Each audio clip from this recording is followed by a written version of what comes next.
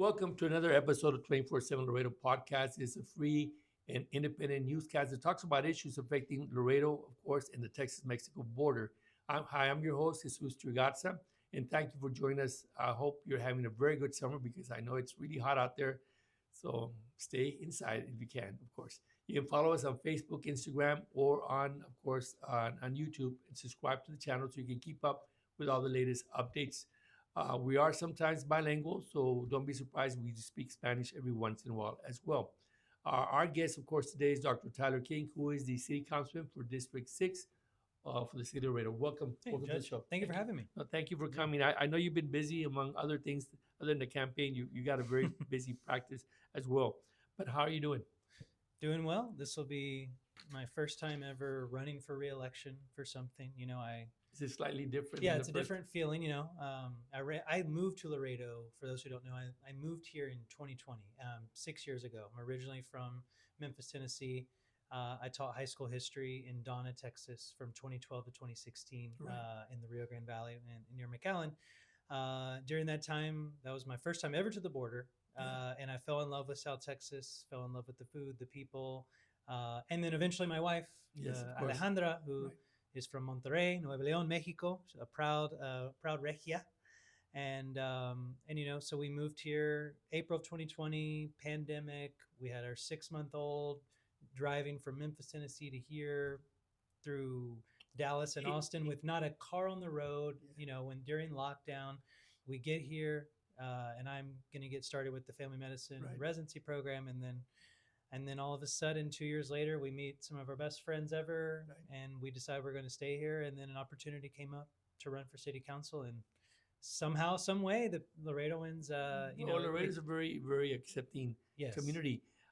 How was the culture shock? Was there one for you, or you just sort of transitioned? I would say, para empezar, hablo español. Pero so It's si important. queremos hablar, está bien. We can speak in Spanish too. But we'll No, do that okay. later. But I would say the original culture shock was in McAllen in 2012 Right. when I moved. I graduated college, Yeah.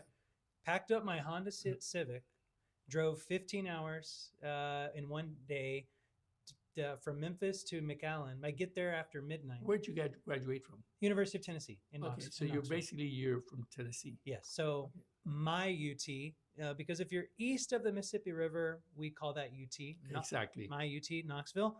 We live in Texas, so I respect that UT University is of Texas. Austin. So I Exactly. respect you for I'm that. from UTs. Yes, sir. We actually play each other this year. Now UT Austin is going to Knoxville to play Yes. us in Neyland Stadium, which I won't be able to go. It's my daughter's birthday plus campaining. Yes. But Well, it'll be fun, I'm sure.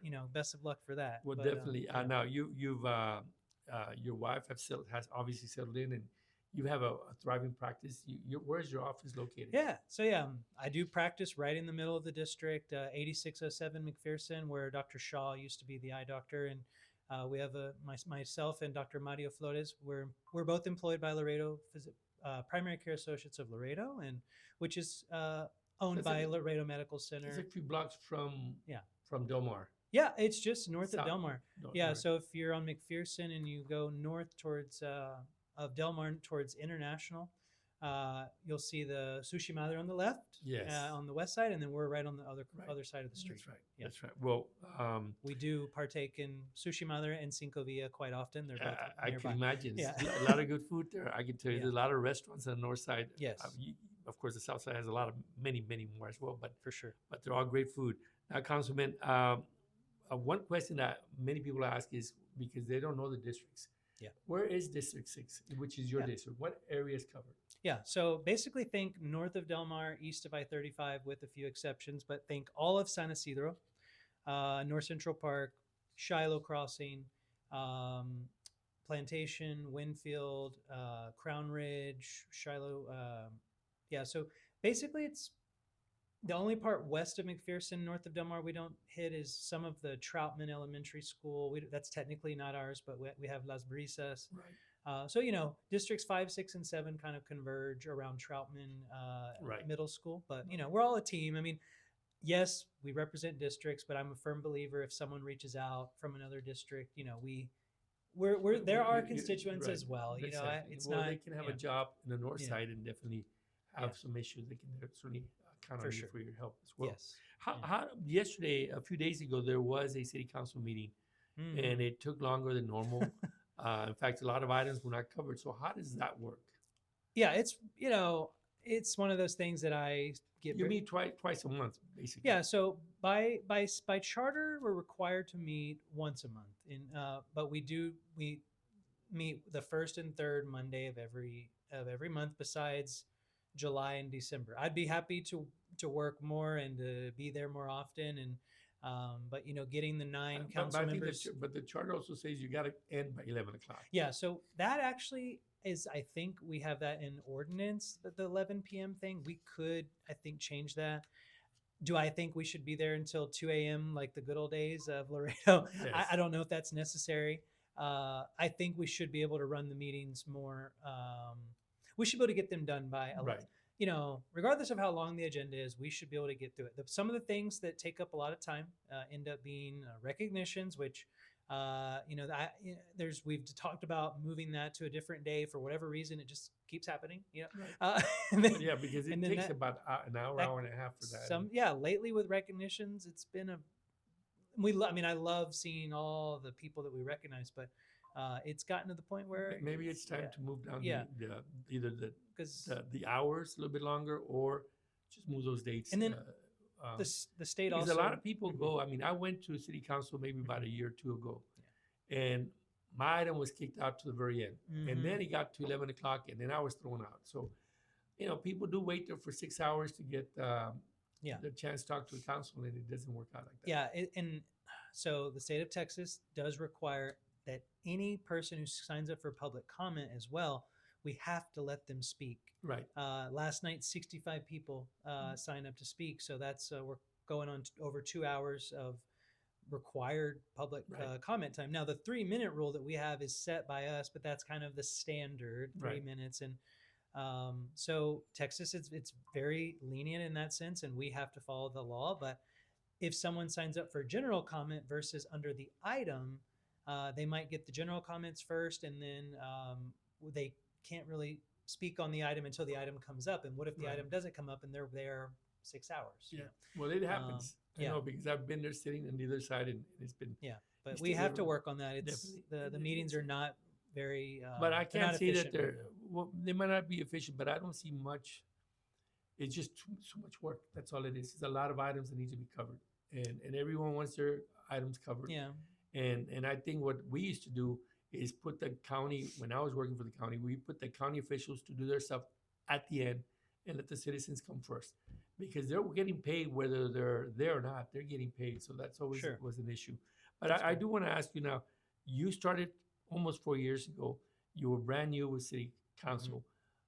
Are you kind of surprised with the type of duties, responsibilities that city council does, or is that pretty much what you signed up for? No, I think I think I knew what I was getting into. Obviously, I learned so much. I mean, I've learned, it's like, for me, it's like the first year of med school, drinking out of a fire hydrant, with all the things that you learn. This has been like a master's in, civic government, which I love. I'm a nerd in that sense. I like learning new things. That's one of the things that I enjoy about this job, is every day I'm learning something new. Yes. Right. One of the things that I feel like I learned from a, political's perspective is I kind of came in thinking, I will just go in there and I will make my arguments, and that logic will win the day. Yeah. And then I'll get 5 votes for whatever I want. And you need 5 votes. Yeah, you need 5 votes out of 9. Along with yours, or just? Yeah, including mine. So I need 4 other people to agree with me on things. And what I learned, it took me about a year and a half to learn. It's not always just winning the argument; it's winning the person. Right. It's making sure that the other 8 people up there know that they can trust me, that I also care about them and want to help them be successful. Right. So I think that's one of the things I had to learn, that it's not just winning the argument, it's winning over my colleagues as well, and as humans, right? To see that I'm there for them, and I want to help their district too. Now, you just announced your reelection just a few days ago. Yeah. Could you tell us again? Yes. Why you're running for office? Oh, what did you discuss? Yes. So you had about 50 or so people. We had a good showing. It was a Thursday at 11 a.m. at 550 Pizza. I know a lot of people aren't thinking about pizza at 11 a.m., but we wanted to. Pizzeria at 555 had very good pizza. Yeah, I was gonna say, I had mine that day, but so we officially announced we had our family, my wife, my two daughters, our supporters, our friends, that were all there. And basically, the idea is, I feel like I'm proud of some of the things we've been able to get accomplished in this first term, but there's so much work left to be done. And let's be honest, 8 years is not enough to accomplish everything you ever want. That's the maximum we have. We have term limits in city government, which I'm a big supporter of term limits, right? And I don't feel entitled to a second term, but I hope that I will have the opportunity to have earned a second term this November to finish some of the things we didn't get to finish. I'm proud that we paved over 300 city streets in District 6, and that doesn't just happen. If Public Works just did it normal rotation without me getting involved, we'd only hit about 200 blocks. So that's an extra 100 blocks that I was able to add by throwing $1 million of district priority funds towards street paving. That didn't have to happen. There were other projects that could have been funded with that $1 million, but the number one thing I hear about from people is streets. Yes. It is. And so for me, streets. So in my first 3 years, we paved 238 blocks. And then once this cycle that's finishing up right now, we're going to hit the 320, 330 block range. So, and yeah, that wouldn't have happened if I wouldn't have put that extra money to it. I mean, I scratched and clawed for every cent that I could to be putting towards that, because I know that's where people want. When you pave a street, it brings back pride into the neighborhood. Cleanliness. Let's say there's a corner block that doesn't look so good. The city jumps in and paves the street. Okay, you know what? Maybe I'm going to take care of my lawn. Maybe I'm going to, get back and taking care of my house, because clearly my city cares about my street. So for me, street paving is something that is tangible. You can see it. You can see your money going to work. Exactly. And it uplifts the neighborhood. And and it's safe, and it's good for the ambulances and the first responders. And, we're paving San Isidro Parkway. We finished that one right around Doctor's Hospital. And then we're about to start McPherson. So Doctor's Hospital is going to be completely freshly painted, which, obviously we have a lot of our firefighters and ambulance that go there.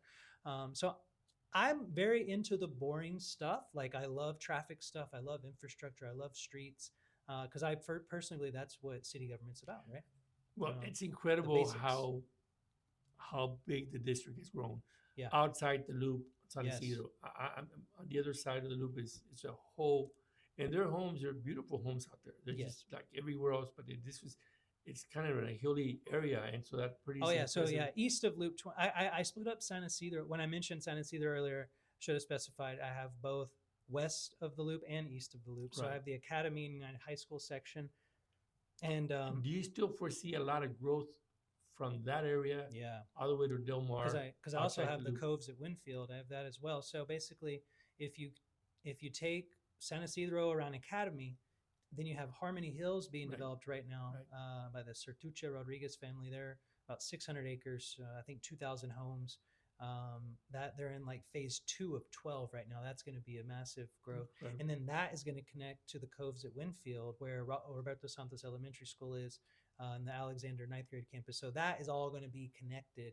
And then by 2029, the Shiloh and Del Mar and the University and Jackman overpasses will be completed, which, by the way, that got started in the February of 2024, the 5-year TechStop project, $350 million. In your district, I believe. Yeah, they're basically kind of doing it all at the same time. They did the utilities part first, and then, but basically, that is a huge investment from the state. Yeah, just imagine what that area of Loop 20 is going to look like in 10 years. When you have all the new chains and restaurants that are there, all the way from International to Shiloh to Del Mar to Jackman to University. It's going to be a brand new interstate frontage, that's going to have so much potential. But in the past, there's always been a question whether or not Loop 20 is, I hear it a lot, whether or not Loop 20 is safe. Obviously, it meets the state requirements. Mm-hmm. But do you feel comfortable with the changes that are happening with Loop 20 on the north side? Well, I will say in my first 6 months in office, I raised so much. I know. I mean, the guardrails were changed because of you, as I understand. Yeah, I kind of just, because we got tired of just seeing fatalities right in front of Playmore, and that was like one of my first things. I didn't know what I was doing. I was just mad and yelling and making a big fuss. And to be honest, that's one of the things city council members, that's the power that we have, is to put attention on things, right? The 3 agenda items that we're allowed to get per meeting, that is our power, because that puts the entire attention on something. We can't, on a day-to-day basis, we can't go around directing directors. We can't, but every council meeting. I hear some of them do. Well, anyway. Yeah, and there's the classic, like, questioning, like, we can ask questions like, hey, what's going on here? What's going on there? But, I can say I've never directed a director, but I ask questions. But with Loop 20 again, so who controls Loop 20? Is it the state of Texas or does the state of Laredo make changes? It's a team effort, but primarily it's the state right now. And then, of course, there's the contractor who's in charge of getting this $350 million project done. And they are on schedule. They started in February of 29, and they are on schedule to finish in March of 2029. Would that be able to handle all the traffic on the outside the loop? Yeah. Outside Isidro? Once it's done, Once it's done. Because you're talking about, you said about 2,000 homes. Yeah, there's those homes in Harmony Hills. And then there's, down, not to mention the homes being built at the Coves at Winfield, which is another, I'm going to just approx 2,000 homes. So a lot of rooftops coming to that area. We finally have some medical in that area. Vital Med just opened there near United High School. Right. Hopefully more investment on the medical side is coming there. But yeah, there's just a lot of things. 5 years from now, it's just going to be unrecognizable how developed that's going to be. Is there going to be an outer loop at one point? Oh yeah. I mean, it's definitely going to happen. It's a matter of getting the state is finally taking it more seriously, putting it closer into its realm. And with the activity going on with Talise and the Walker family, that the development they're building, and then the Hutchar Ruthinger, there's so much stuff happening in that area. Plus, we don't know what's going to happen with if there's still going to be a Bridge 4-5, and of course, if that does happen in South Laredo, Rio Bravo, El Cenizo, I mean, we cannot have another Mines Road situation. Right. The other thing is that a lot of people have asked, at least through their comments, is the issue about I-35. I'm not sure if it's your area or not, but they do want to expand it. They feel that it is time to expand it from a 2 to another. 2 extra lanes or an extra lane on either side. Yeah, for not that we should be going to San Antonio, we should always be shopping. I know, in but Laredo. the reality is but that when we go north, company, I mean, remember the trucks that are going through here they're on the same route that we're taking as a family. Yeah. So wait, when you're going to San Antonio, we all get stuck. We've all gotten stuck behind the 2 rows of 18-wheelers as they're trying to get into the checkpoint, and then you get there and there's no cars. You're just you just had to wait for exactly. So you got to go around. I know Congressman Cuellar. I know that's one of his top priorities. He did get billions of dollars so far for expanding the checkpoint itself, but we're still pending that money that's going to actually expand the entire that 10 miles of I-35 that needs to be expanded. Before we get to the checkpoint. It has to, because we need federal and state money. It seems that I don't want Laredo to be a big parking lot. It will be a parking lot because of all these tractor trailers that are in town, and we need to we need more space to be able to develop so the traffic can come in and out as best as you can. Now, on your issues on the north side, how do you handle what is your relation with the other councilmen or council persons and the mayor, and how do you get things done? Because it seems to me that sometimes, at least on paper, some of these things don't happen that easily.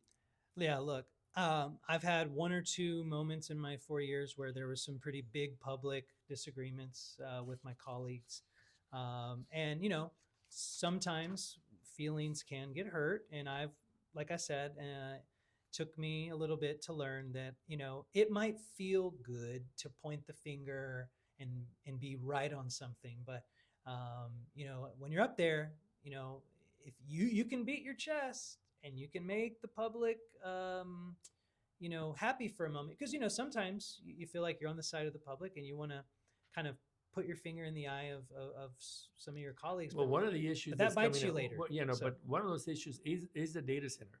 Yeah. I'm getting a lot of response on the data center on people are not really happy with them because they know it's coming. There is a data center being considered on the south side of Webb County, which will affect Laredo because it will affect the water and they'll take some of these things. So there are issues that are very emotional to a lot of people that you're going to have to deal with. Yeah. And I'm a co-sponsor of an item that we didn't get to last night, but to consider a moratorium on data centers for Laredo. And currently, there's no applications that we're aware of Right. for city applications, but Well, it's I- not going to be built in the city. It's going to be built outside the city. of yeah, so Laredo. there's, I've heard of one called Data City, and Right. kind of near out in the county. Out there in the county, which will be part of Duval County and some other counties. But if there's interest in city, we want to be ready for that. So my purpose of the moratorium on data centers is similar to what Harlingen, Texas did recently. They did a 120-day moratorium to give them time to put. First of all, we have to define what a data center is for our community. We have to define it, and then we have to actually we have to put it into our land development code. As of right now, the city land development code does not have anything that actually fits for a data center. Right. So for me, we shouldn't even be thinking about accepting any applications until we actually have defined what a data center is, and our planning and zoning staff and ordinances, we've updated them for the land development code to say, here's what a data center is, here's when they may or may not be permissible. If they are going to happen, here's what we will require.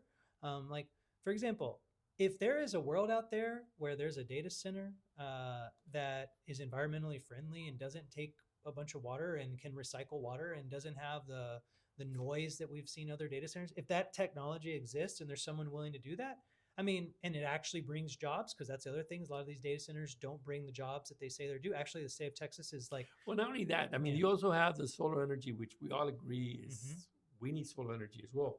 Yeah. But based on what I'm hearing, that this solar farm is going to be big, and you'll be able to see it anywhere. I could be wrong, but around the city of Laredo, you can see you're going to be able to see those. Not this. I'm sorry. I'm talking about the wind farms. oh, the wind farms, yeah. And so there's no ordinances yet. I'm not sure there's any Webb County ordinances as well to deal with that issue as well. Yeah, I mean, I will say it's funny because our city council meetings are at 5:30 p.m. Yes. So everyone comes to our meetings. Yes. And I'm just kidding with my county folks, but their meetings are at 9 a.m. and I don't see a lot of public comments and attention. Well, not there. yet. Not yet. I can tell you there will be a lot of activity if in fact there's Yeah. a data center being Yeah. considered. There will be Yeah. guaranteed, and I'm not sure how it's going to play out, but I can tell you it will be one. Now, Yeah. coming back to, again, the north side, Mhm. in terms of the type of the business environment that you have, City Laredo has a great project or a great program called the Mile One Yeah. project. And it's been a great incubator for a lot of small businesses. They've done a great job. Definitely. And my question is, will the north side get something similar, or will you be expanding Yes. the Mile One program to include more businesses, because it's done a great job? Yeah, It's one so- of those business projects that the city has done really good with. Yeah, very proud of Mile One. And I actually think now this fits into something I want to get done in a second term, which is we have no indoor recreation or community center or even library north of Del Mar, east of I-35. No, there isn't. So there's not a single place, public gathering space for indoors north of in my district, right? So, and we do community needs assessments. Rec Center always comes out number one when the community development department does the surveys. So, but we're doing an indoor recreation feasibility study. We're going to have some town halls and see what the public want. We're going to match the survey data with what the people that show up say. There's a few options. So one, and I actually just recently spoke with the UISD trustee for this area, and Matias de Ana Elementary School is going to be closed down, right? Exactly. It's for this year and moving forward, and that is a area that we could consider partnering, either purchasing, partnering, it could be a city county UISD partnership, where we create a community center of sorts. That's one option. But also, as I mentioned earlier, Harmony Hills is developing, and they're going to be giving us about 7 acres of parkland as by ordinance. So that'll be a fresh slate as well. And that's where a rec center could go, and a community center, I think that's and a good. library. But so basically, the reason why I mentioned this also is because of Mile One. I think we could have a Mile One office inside a community center. If we get the rec center, community center that I want for our district, I don't want it to necessarily be a replication of all the other rec centers. I want it to be something that can have a lot of activity in the Monday through Friday, 8 to 5, in addition to exercise, but also meetings, meeting space for people. It's A social gathering place. Senior, what I'm just going to talk to you about senior citizens certainly Yes. need more events Yes. that are even more accessible, especially on the north side, because there is Mhm. no facility, Yeah. and the north side needs to have one of those because it becomes a gathering for senior citizens, Yeah. and you need to have that because you need that activity, Yeah. and you want to stay healthy. Laredo Mhm. is one of those ways also, And when we you need the provide- youth and the elderly to be together, Yes. because the youth need the elderly. Like, Yes. No, and you need the rec center for young Mhm. people because they do need to have a facility that's close by to their neighborhood, Mhm. not necessarily a public library which is farther away from Yeah, them. So you which we certainly could need- add, similar to Faskin. They have a library Right. inside the rec center. So Faskin, for example, I mean, it's a great comparison. It's on the northwest side of town, way over there. If we do one on the northeast side of town, it's kind of reciprocal. I like that they have a library inside. I like they're It's actually very nice. It's a very nice Mhm. rec center, Mhm. and you'd never expect it's there. At least I Right. went to a meeting once, and it was a very very nice facility for the It's city. very nice, and they're about to get a pool as well. So Really? similar to the joke with Councilmember Perez and I would have is, well, you have a rec center and I don't, and she would say, well, you have a pool and I don't. Well, she's about to get a pool, so now I can get a rec center. Well, you okay? should be able to get both. Actually, it doesn't hurt us. That's for sure. Yeah. Well, I'm glad to Yeah. hear things are moving forward. Though I'm sure that as you are building more homes Yeah. and you're building more streets, you're paving more streets, there are more issues.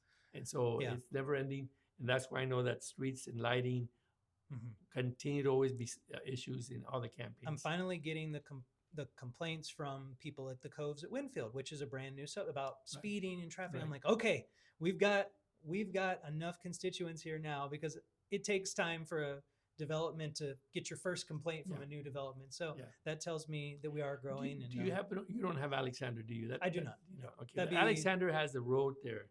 Yeah. That you just go down the streets at like a boulevard. I'm not sure the name of that street.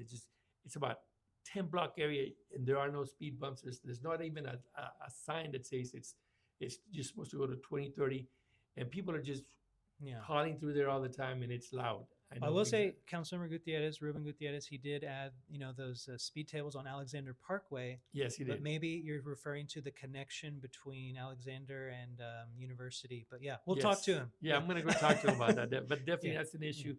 Yeah. I know there's many more topics to talk about. Yeah. Unfortunately, we're running out of time. So Yeah. I do want to talk to you about water. I do want to talk to you about law enforcement. I Mhm. do think that there's still issues dealing with infrastructure that we need to deal with. So there's topics, of course, health being a major one, of course. But unfortunately, we ran out of time. So I hope that you can Yeah. come back again. Next time. Yeah. Great. for Well, I sure. appreciate it. Hopefully within 30 days. So where Yeah. can the voters reach you, or people who want to help out the campaign, or just Mhm. people who have questions to ask you about their district? Yeah. So, I mean, if you have an issue, always feel free to reach out to me via the website, the city website, but also I'm very responsive to Facebook messages and Instagram messages on my two pages. Dr. Tyler King, City Councilman for District 6 Facebook page, the Instagram at Dr. Tyler King. And then, if you're more interested in getting involved in the campaign, please go to tylerkinglaredo.com. And we have links there for you to request a yard sign and request to volunteer. And we'd be happy to get in touch with you. So. And among all that, you still have a practice. Yes, yeah. And I love my patients, and I'd say most of my patients are District 6 constituents as well. So at the end of the medical appointment, then we get to the pothole or whatever the issue is of the day. So We'll keep it's busy fun. then. That's good. We'll be Yeah. keeping you busy Yeah. all the way through November Yes. the Yeah. 3rd. Yes, sir. Thank you for being You're here. great. Thank you so much for Yeah, coming. no, And I thank want to you. thank you for watching the show for 24/7 Laredo. You can still like us if you want to on our page, on our Facebook page, or you can like or press the subscribe button so you can keep up with everything that's going on. So on behalf of 24/7 Laredo, thank you for watching. We'll see you very soon again for another episode.